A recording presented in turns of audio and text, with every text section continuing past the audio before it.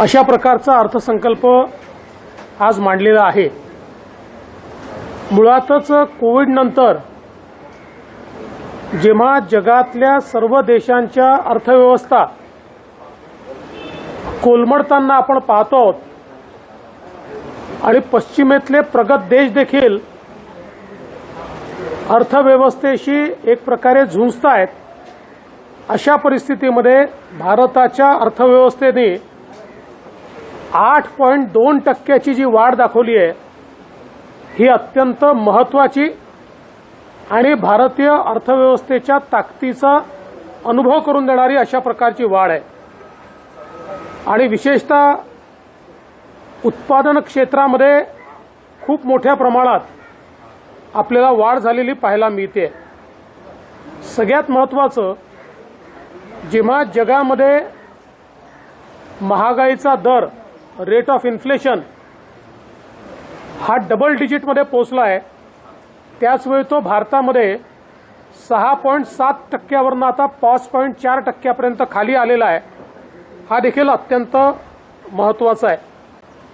विशेषतः सामाजिक कल्याणाच्या योजनांच्या विकासाचा दर हा इन्फ्लेशनच्या दराच्या दुप्पट आहे, तो जवळपास 12.8% आहे।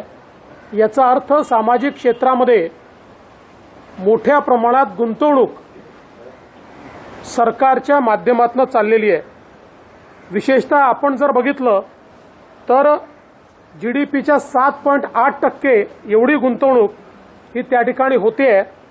आणि आपण ॲब्सोल्यूट टर्म्समध्ये बघितलं तर अगदी 17-18शी तुलना केली तर 23-24 मध्ये सामाजिक क्षेत्राचा खर्च हा दुप्पट झालेला आहे, म्हणजे तो 11 लाख कोटीवरनं जवळपास 23 लाख कोटीवर आला आहे। तर आरोग्य क्षेत्रातला जो खर्च आहे तो 17-18च्या तुलनेत जवळपास दुप्पट झाला आहे, तो 2.5 लाखावरनं 5.85 लाख कोटी इतका तो वर गेलेला आहे।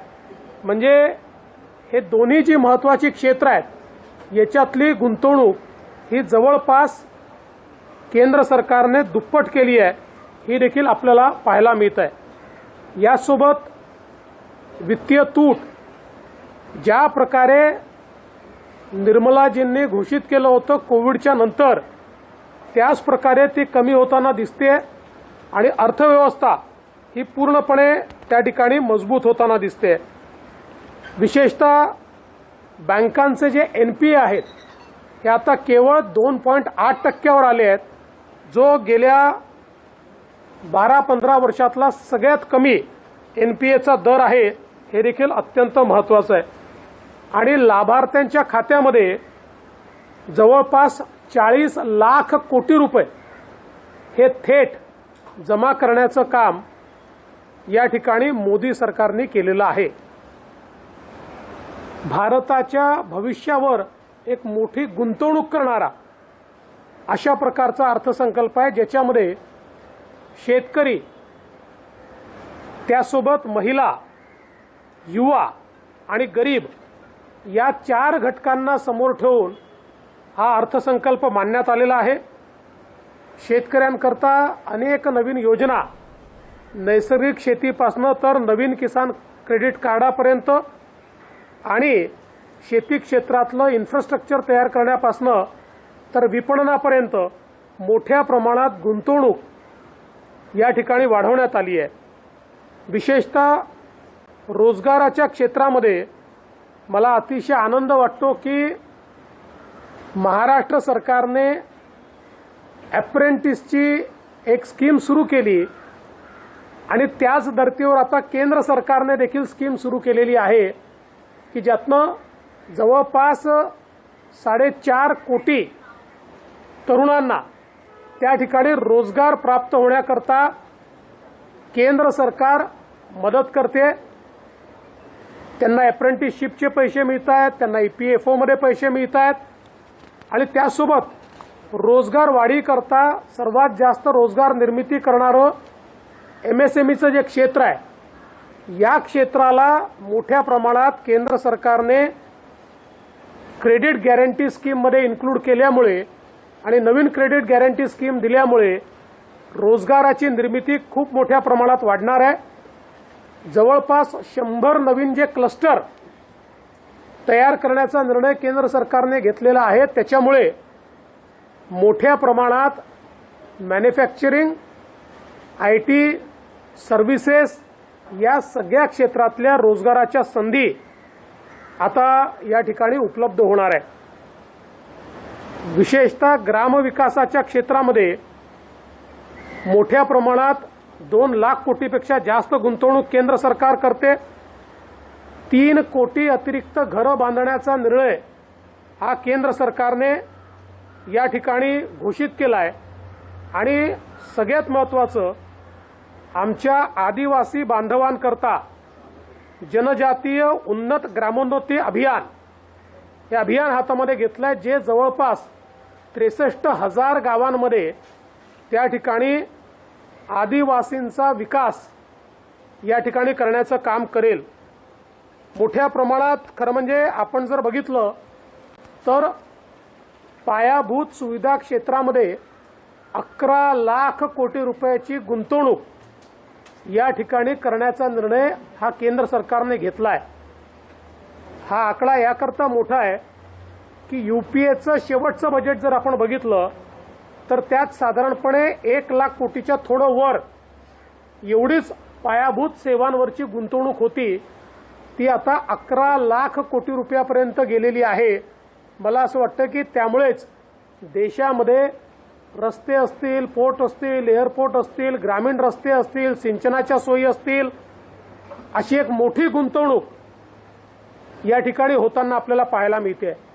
विशेषतः एनर्जी ट्रान्झिशन हा एक महत्त्वाचा मुद्दा या ठिकाणी हातात घेतला। एकीकडे थर्मल एनर्जी जी आहे ही एफिशियंट पद्धतीनं जनरेट झाली पाहिजे आणि त्याचवेळी नॉन कन्व्हेन्शनल एनर्जीवर खूप मोठ्या प्रमाणात गुंतवणूक ही या बजेटच्या माध्यमातून होते। मुद्रा लोन 10 लाखापर्यंत आता मिळत होतं कुठल्याही गॅरंटी विना, ते 20 लाखापर्यंतचं मुद्रा लोन बिना गॅरंटीचं आणि बिना तारणाचं देण्याचा निर्णय हा केंद्र सरकारने घेतलाय, ज्यामुळे निश्चितपणे एक मोठा फायदा त्याचा होणार आहे। 1 कोटी लोकांना प्रधानमंत्री सूर्यघर योजनेच्या माध्यमातून 300 कोटी 300 युनिट 1 कोटी परिवारांना 300 युनिट पर्यंतची वीज ही मोफत देण्याचा निर्णय हा या ठिकाणी करण्यात आलेला आहे। पंप स्टोरेज असेल, अणुऊर्जा असेल, अल्ट्रा सुपर क्रिटिकल पॉवर असेल, अशा वेगवेगळ्या गोष्टी या ठिकाणी करण्यात आल्या आणि राज्यांना 1.5 लाख कोटी रुपयाचं व्याजमुक्त कर्ज 50 वर्षाकरता आणि 15 वर्षाकरता अशा 2 स्कीम आहेत की ज्याच्यामध्ये केंद्र सरकार कुठलेही व्याज घेणार नाही आहे। त्या या ठिकाणी एक महत्त्वाची घोषणाही करण्यात आली आहे। त्यासोबत न्यू पेन्शन स्कीमच्या संदर्भात देखील एक महत्त्वाची घोषणा केंद्र सरकारने केलेली आहे। राज्यात ज्या प्रकारे आपण सर्व कर्मचारी संघटनांना विश्वासात घेऊन पेन्शन स्कीम ही बदलली आणि त्यामुळे जुन्या पेन्शन स्कीम सारखे त्यांचे सगळे राईट प्रोटेक्ट केले, त्याच धर्तीवर आता केंद्र सरकारही सगळ्या तिथल्या संघटनांची बोलणी करून त्याला फायनल स्टेजवर नेते आहे, हे देखील अत्यंत महत्त्वाचं आहे। इन्कम टॅक्समध्ये मोठ्या प्रमाणात जो मध्यमवर्गीय आहे त्याला फायदा होणार आहे। जवळपास मध्यमवर्गीय परिवाराची 17,500 रुपयाची वार्षिक बचत ही नवीन इन्कम टॅक्सचे जे काही तरतुदी केलेल्या आहेत त्या तरतुदींमुळे होणार आहे। खरं म्हणजे एकूणच जर हा आपण अर्थसंकल्प बघितला तर या अर्थसंकल्पामध्ये खूप मोठ्या प्रमाणात भविष्यातली जी ग्रोथ आहे, मग ती मानव संसाधन विकासातली असेल, ती शेती विकासातली असेल, ती इंडस्ट्री विकासातली असेल, या प्रत्येक क्षेत्रात मोठ्या प्रमाणात योग्य प्रकारची बॅलन्स गुंतवणूक दिसते आहे। कुठल्याही प्रकारे केवळ घोषणांचा वर्षाव न करता त्या ठिकाणी भविष्याचा वेध घेत हा अर्थसंकल्प तयार केलेला आहे। एक अजून महत्त्वाची गोष्ट आहे, या अर्थसंकल्पामध्ये घोषणा करत असताना पूर्वेतली जी राज्य आहेत ती एक थीम थोडीशी घेतलेली दिसते, त्यामुळे काही राज्यांची नावं आली लगेचच आमच्या महाराष्ट्रातल्या विरोधी पक्षांनी आणि खासदारांनी त्या ठिकाणी बजेट न वाचता घोषणा दिल्या, बजेट न वाचता प्रतिक्रिया दिल्या. मला असं वाटतं जनता तुम्हाला जेव्हा निवडून देते एवढीच अपेक्षा असते की काय तरतुदी आहेत त्या वाचल्या पाहिजेत. मी ॲट अ ग्लान्स, म्हणजे अजून माझ्याकडे फाईन प्रिंट यायची आहे, मी ॲट अ ग्लान्स पाहत होतो तरी मला महाराष्ट्रातल्या तरतुदी सापडल्या. विदर्भ मराठवाड्यातल्या दुष्काळग्रस्त भागातील सिंचन प्रकल्पांना 600 कोटी, महाराष्ट्र ग्रामीण रस्ते सुधार योजना 400 कोटी,